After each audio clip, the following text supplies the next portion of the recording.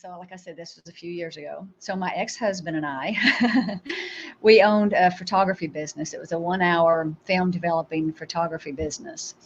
And we had not paid our taxes in a really long time. And anyone who has had their own business and you have employees, you know that you must pay taxes, and you have to, Yes. it's easy to get back on them. And we were at work. My husband gets a phone call, and I'm watching him, and his face just turns white. I'm like, Mm. what?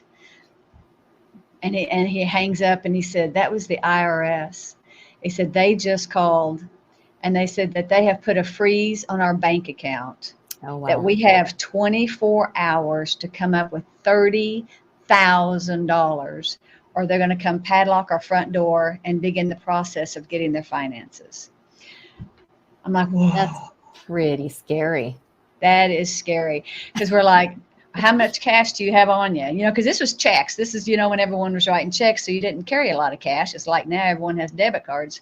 And he's Mm-hmm. like, I think we had under $5 between us. So Mm-hmm. and we needed $30,000. So there wasn't anyone that we could borrow that much money from.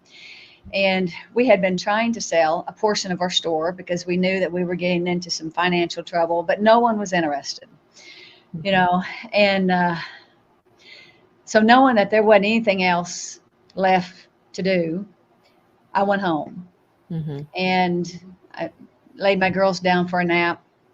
And I just began just to work. I went down to my utility room and I just began just to worship Jesus. Mm-hmm. I was just focusing on Jesus. And that is kind of a nugget. When you hear the bad news, don't focus on the bad news, but focus back on Jesus. That was devastating news. And I Mm-hmm. didn't realize that how important it was to focus and to worship Jesus during that time. But that's all I knew to do. I mean, we couldn't have done anything else. So I just went home and I just turned on some praise music and just began to worship Jesus. And I heard Jesus say, get still.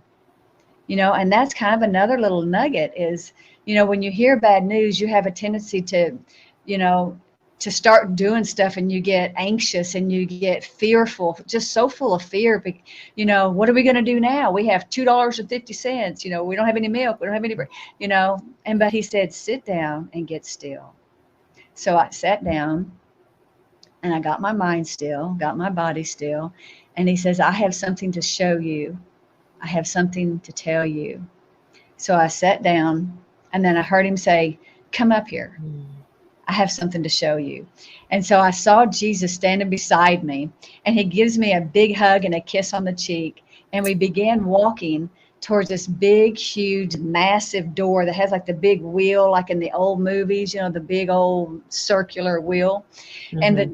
and I had never seen one in person, but that's what was there. And the door was open. And that's another nugget, is the door in heaven is open. You don't have to beg him to open it. It's open. And so Jesus was standing there, and being a gentleman, he steps to the side and I walk in. And so that's kind of another thing. Whenever you see Jesus, whenever you have these encounters, his character in the encounter is going to line up with scripture. Mm-hmm. If you're seeing Jesus and he's doing something that's not lining up with scripture, that's not in his character, that's not Jesus, you know? Yeah. So, and that's very important. I get some emails from people and I'm like, that's not Jesus. What you're seeing isn't Jesus. So with Jesus being a gentleman, he steps to the side and I walk in and I walk into this room and I see rows and rows and rows and stacks as far as I can see, to my left and to my right, and as far in front of me, rows and stacks. And I'm like, Mm. what is this? And I look and it's stacks of money, stacks and piles of Mm-hmm. money. And I'm like, oh, this is a good place to be right now. This is good. And Jesus Amazing. said, do you want to see your stack? I'm like, yes. Yes. Yes, Yes, I please, do. Lord. Yeah. Glad you asked. Yeah. And So what I saw was my stack. So these stacks were basically 3 by 3 cubics. They were like 3 feet tall, 3 feet wide, 3 feet thick stacks of money. And Interesting. mine In threes. had my name on the front of it. My 2 girls, they had their individual stacks, so they didn't have to share. You know, your kids don't like sharing, and so in heaven they have their own stacks of money, and then my husband had his own stack of money with his name on it. And Jesus said, "How much do you need?" Mm. And I thought, so I want to pause here. He knows how much you need. Yeah. He knows. So you don't have to be surprised. You know, he's not surprised that you need finances, but he very lovingly says, "How much do you need?" And I'm just like, with all the faith that I had, I mean, everything that I had, I was so embarrassed to I thought, this is going to be this whole stack of money, and I am so embarrassed to ask Jesus. But I said, I need $30,000. He says, okay. Yeah, just like that. Okay. Just like that. You know, and I'm gonna pause there too. You know, he didn't roll his eyes and say, "What have you been doing with your money? You know, that is a lot of money." You know, Mm-hmm. he just very lovingly said, "Okay," Mm-hmm. and he bends down to my stack of money, and he takes a pinch of the stack and he puts it in my hand. It is a pinch, A and I'm pinch. like, a pinch. At $30,000 to Jesus was a pinch.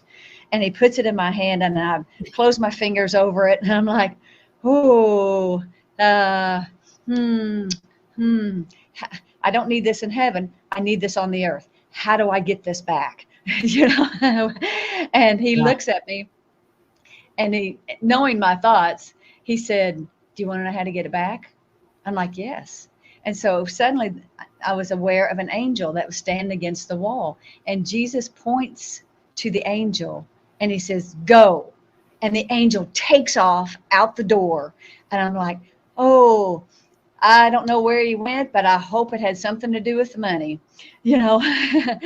And then he reminded me when I was going over these notes this week, that's the same thing.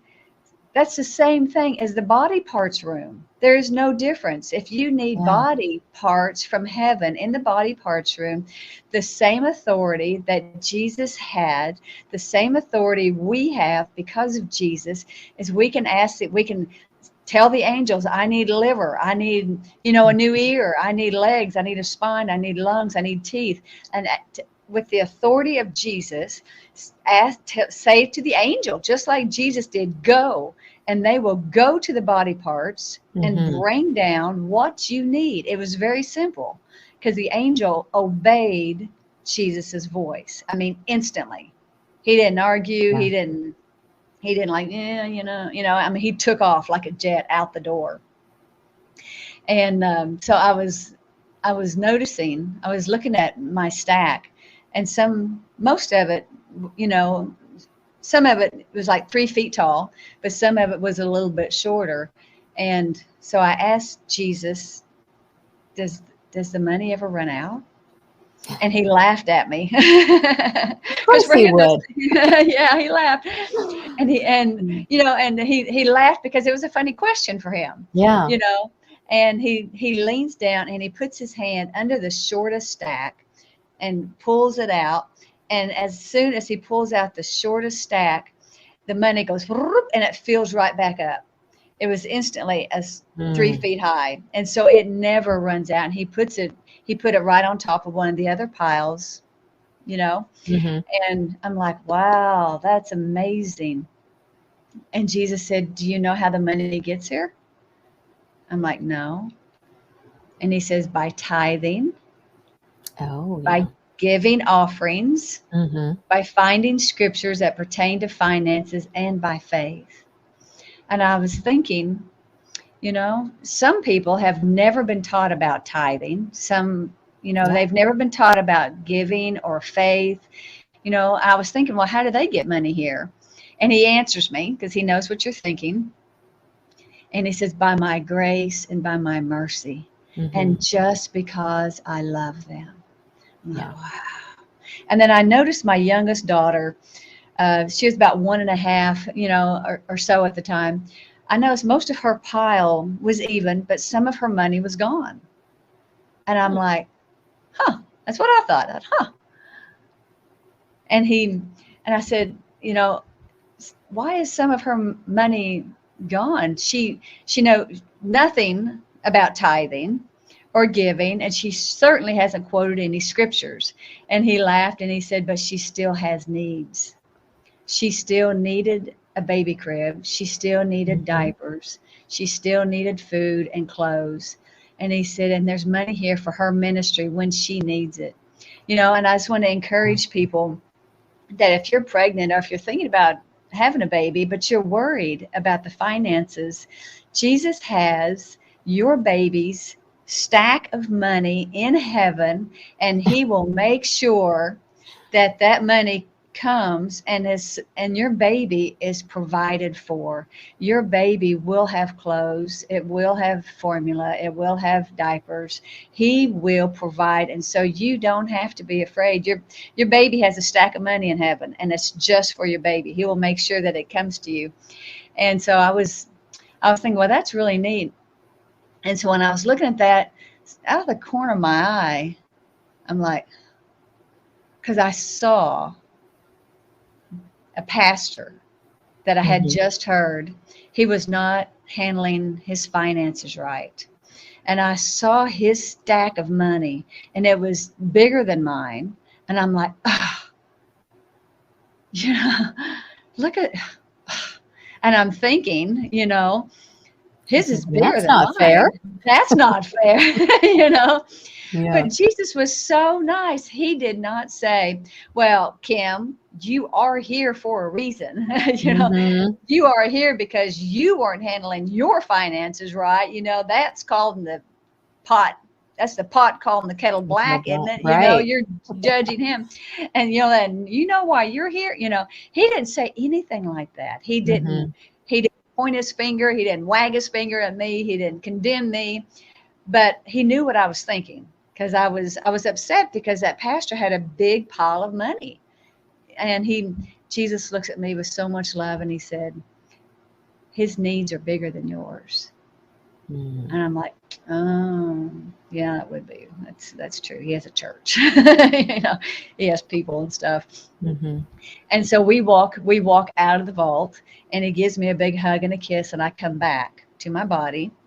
And the next day, my husband and I, we go to work, and this is, you know, D-Day.